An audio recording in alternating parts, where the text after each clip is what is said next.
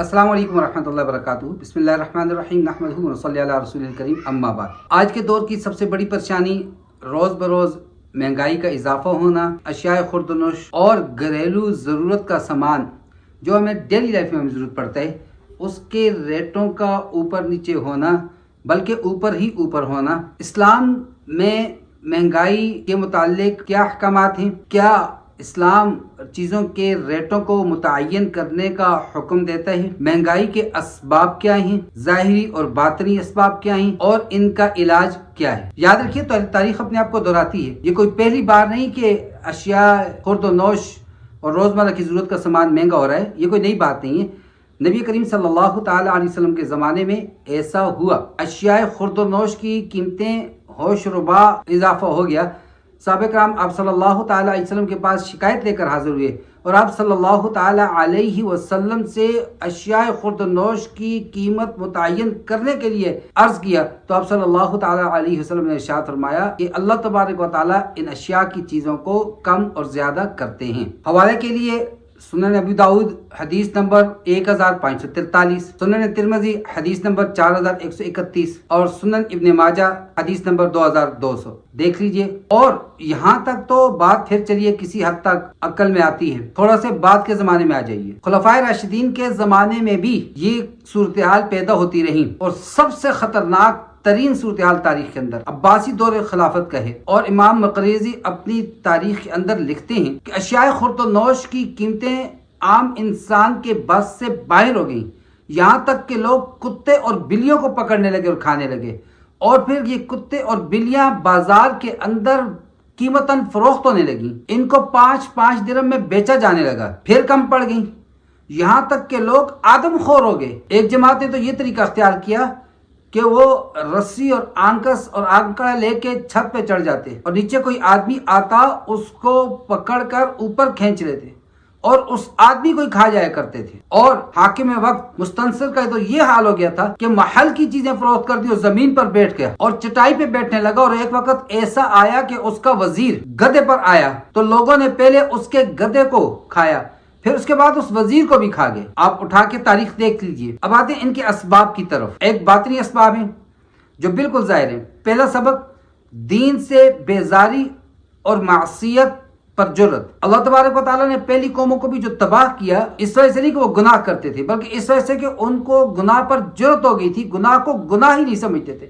اب آپ دیکھ لیجئے بے حیائی کو کتنا فروغ دیے جا رہے ہیں، اور تعلیم کے نام پر اور کلچر کے نام پر ہمارے آج تعلیمی اداروں میں، مادر علمی کے اندر، ہمارے اسلامی جمہوریہ پاکستان کے اندر تعلیم کے کلچر کے نام پر اور وہاں مختلف پروگراموں کے اندر ہماری جوان بیٹیوں کے ناچ دکھائے جا رہے ہیں، اور وہ بھی ٹھمکے لگا لگا کر اور بغیر کسی پردے کے، بغیر کسی جھجک کے کیے جا رہے ہیں، اور دیکھنے والے بھی ان کو سراہ رہے ہیں۔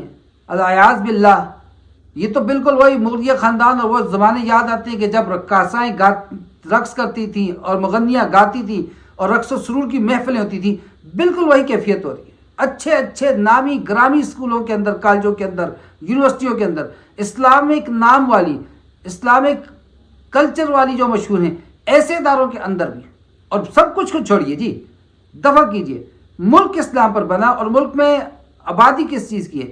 مسلمانوں کی، نام اسلام پر یہ ملک قیام میں آیا، لا الہ الا اللہ کی بنیاد پر آیا، اور معصیت پر جرت ہے، ہمیں جھجک ہی نہیں رہا، منہ پر قسمیں اٹھا کے جو ہے آدمی جھوٹ بول رہے ہیں۔ اور گناہ، اللہ تبارک و تعالیٰ کیا فرماتے ہیں سورۃ النور میں؟ ان الذین یحبون ان تشیع الفاحشۃ فی الذین آمنوا، کہ وہ لوگ جو ایمان والوں میں بے حیائی کو فروغ دیتے ہیں، اس کی ترویج کرتے ہیں، لہم عذاب علیم فی الدنیا والآخرہ، دنیا اور آخرت دونوں جگہ ان کے لیے دردناک عذاب ہے۔ تو یہ اللہ کے عذابوں میں سے ایک عذاب کی صورت قحط بھی ہے، اشیاء خورد و نوش کی گرانی بھی ہے کہ ضرورت کی چیز انسان کی قوت خرید سے باہر ہو جائے۔ دوسری چیز، دوسرا سبب، اب ظاہری اسباب کی طرف آتے ہیں، ذخیرہ اندوزی۔ اب ذخیرہ اندوزی کس کو کہتے ہیں؟ کہ چیزوں کو سٹاک کر لینا، اپنے گوداموں کو بھر لینا، موجود ہیں، اس کو دکان پہ نہیں لایا جا رہا، اس کو مارکیٹ میں نہیں لایا جا رہا، اس کی شارٹیج، اس کی عدم دستیابی کو فروغ دیا جا رہا ہے۔ اور ظاہر سی بات ہے، یہ تو مارکیٹ کا اصول ہے کہ مارکیٹ چلتی ڈیمانڈ اور سپلائی کے اصول پر ہے۔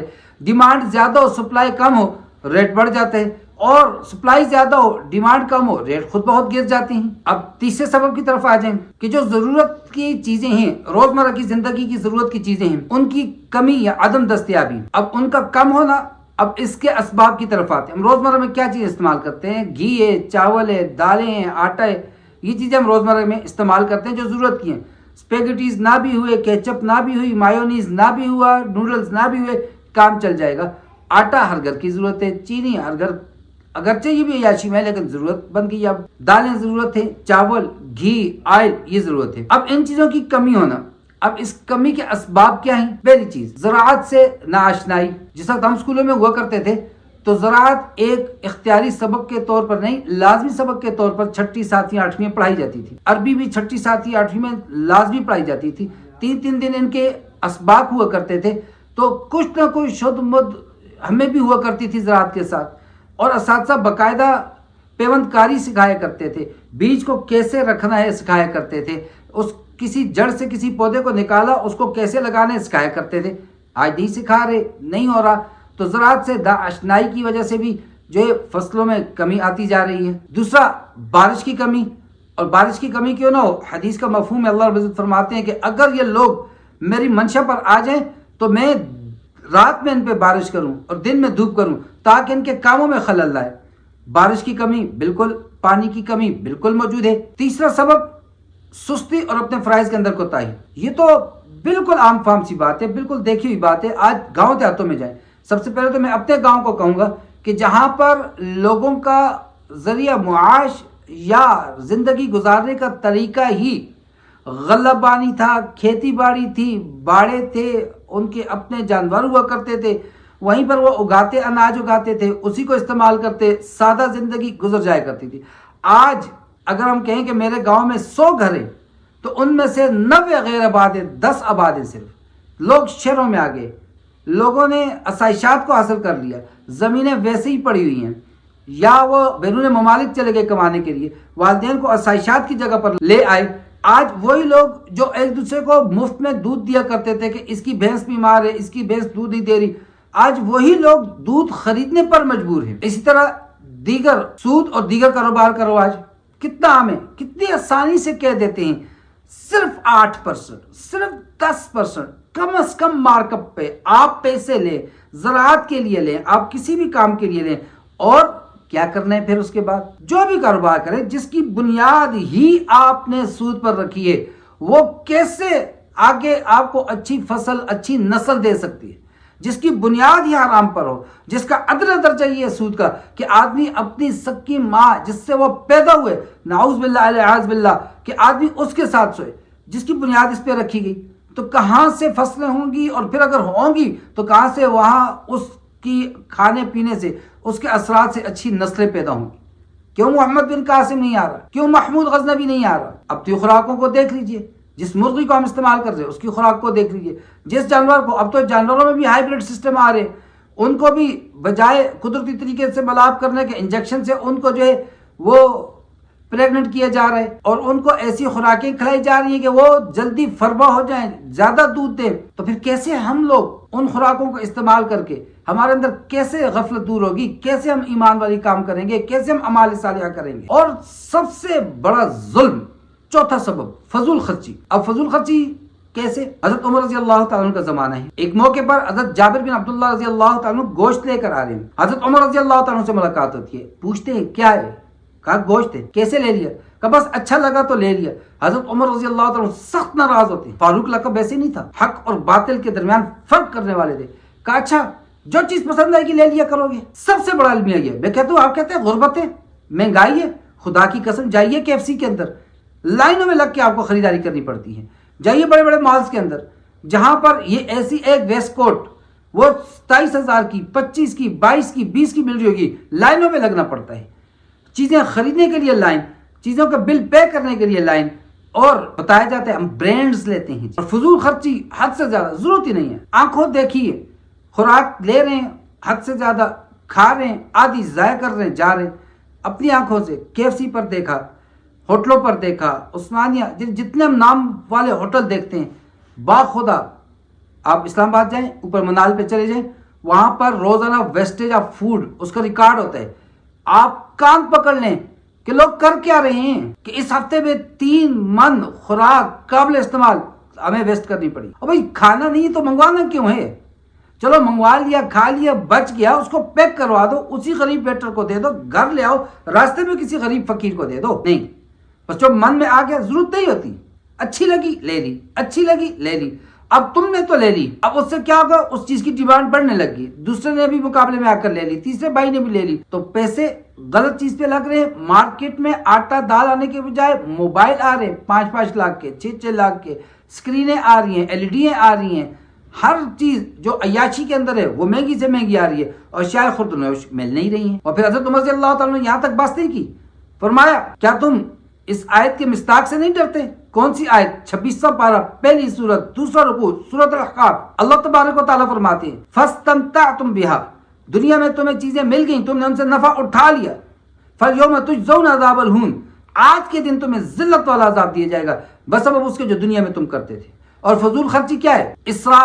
اسراف کے اندر ایک یہ بھی آتا ہے کہ آدمی ہر وقت کھانے کی فکر میں لگا رہے. اسراف کے اندر یہ بھی آتا ہے کہ آدمی کا جس چیز کی طرف من کرے، طبیعت کرے، اس کی طرف میں لگ جائے، یہ بھی اسراف ہے.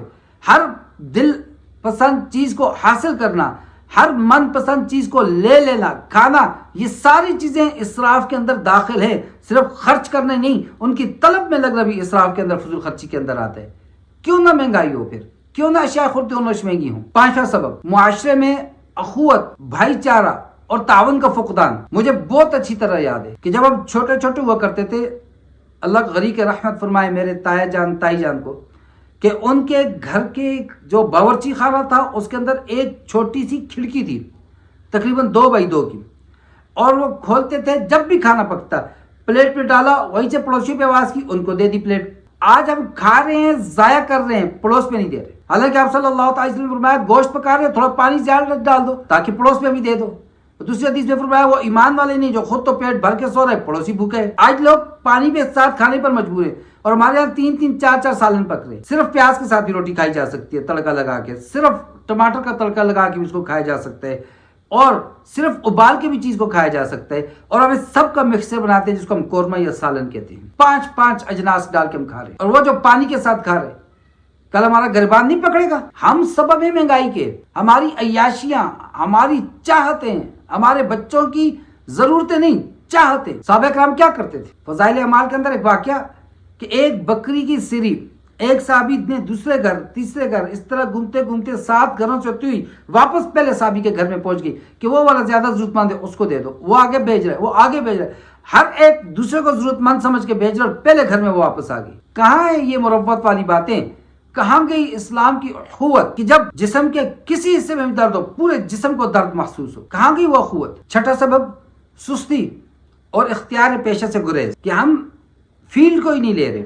میں کیوں کروں بھائی؟ اور ایک بچے سے پوچھا کیا کر رہے ہو؟ جی میں والد صاحب کے ساتھ دکان پہ ہوتا ہوں. آپ نے تعلیم یونیورسٹی میں تھے؟ آپ جی میں نے MBA کیا.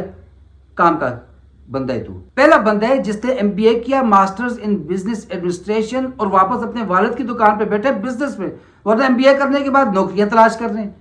تو پھر بھائی MBA کیوں کیا؟ بزنس کو فروغ دینا تھا. تو یا تو ہمیں پروفیشنل طور پر گائیڈ نہیں کیا جاتا صحیح، اور اگر کوئی ہماری رہبری رہنمائی کر لے تو ہمیں والدین اجازت نہیں دیتے، اور اگر والدین اجازت دے دیں ہماری اپنی طبیعت نہیں لگ رہی ہوتی. میں دوسری ویڈیوز کے اندر ذکر کر چکا ختم نبوت کے اندر کہ ہمارے اوپر ایسا نظام تعلیم لایا گیا کہ ہمارے اندر تو خدمت کا جذبہ ہی باقی نہیں رہا. ہمیں بخاری شریف کی حدیث یاد نہیں آتی کہ آپ صلی اللہ تعالی علیہ وسلم نے ارشاد فرمایا سب سے انسان کی بہترین کمائی وہ ہے جو اپنے ہاتھوں سے کماتے ہیں.